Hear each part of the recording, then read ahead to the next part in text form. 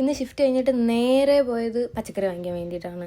വെള്ളിയാഴ്ച ദുഃഖവെള്ളി, ഞായറാഴ്ച ഈസ്റ്റർ, ഈ 2 ദിവസമാണ് എനിക്ക് ഓഫ്. പിന്നെ മൺഡേ ഈസ്റ്റർ മൺഡേയുടെ ഹോളിഡേ. അപ്പം അതുകൊണ്ട് പച്ചക്കറി വാങ്ങിക്കൽ നടക്കില്ല എന്ന് ഞാൻ എൻ്റെ കൂടെ വർക്ക് ചെയ്യുന്ന പയ്യനോട് ചോദിച്ചപ്പം പറഞ്ഞു ഹോളിഡേ അല്ലേ, എല്ലാം കംപ്ലീറ്റ്ലി ക്ലോസ്ഡ് ആയിരിക്കും എന്ന്, കയ്യിലുള്ള സാധനങ്ങളൊക്കെ തീരാറായി. അപ്പം ഞാൻ വിചാരിച്ചു വെറുതെ എന്തിനാ പട്ടിണി നടക്കുന്നത്, പോയി സാധനം വാങ്ങിച്ചേക്കാം എന്ന്. അങ്ങനെ 2 ബസ് പിടിച്ച് ഞാൻ നേരെ ഫുഡ് മാർട്ടിലോട്ട് വന്നു. എവിടെ പോകാനായാലും എനിക്ക് 2 ബസ് കയറണം, അങ്ങനെ ഒരു സ്ഥലത്താണ് ഞാൻ താമസിക്കുന്നത്. പിന്നെ അവിടെ വന്നിട്ട് അത്യാവശ്യം അല്ലറ ചില്ലറ കുറച്ച് പച്ചക്കറിയൊക്കെ എടുത്തു.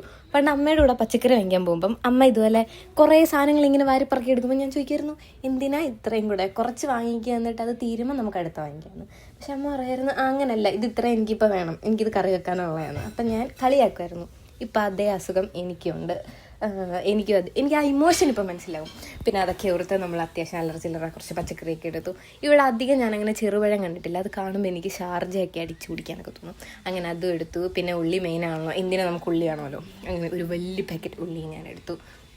കമ്പയർ ടു വാൾമാർട്ട് ആൻഡ് നോഫിൽസ് എനിക്കിവിടെ വളരെ വിലക്കുറവ് തോന്നിയിട്ടുണ്ട്, എന്തോ എനിക്കങ്ങനെ തോന്നി. പിന്നെ ഈ കടയും ആ കടയും അടുത്തടുത്താണ്, നോഫിൽസും സണ്ണി ഫുഡ് മാർട്ടും. പിന്നെ ഞാൻ ഇവിടെ നിന്നാണ് മോസ്റ്റ്ലി ചിക്കൻ വാങ്ങിക്കുന്നത്, എനിക്ക് എന്താ അവിടെ വാങ്ങിക്കുന്നത് അത്ര ഇഷ്ടമല്ല. പിന്നെ ബ്രെഡും എടുത്തു. Nowadays I am so addicted to sandwich, you guys know. പിന്നെ ഈസ്റ്റർ സ്പെഷ്യലായി നമുക്ക് കുറച്ച് ചിക്കൻ ഫ്രൈ ചെയ്യാമെന്ന് വിചാരിച്ച് ഞാൻ ലെഗ് പീസും എടുത്തു.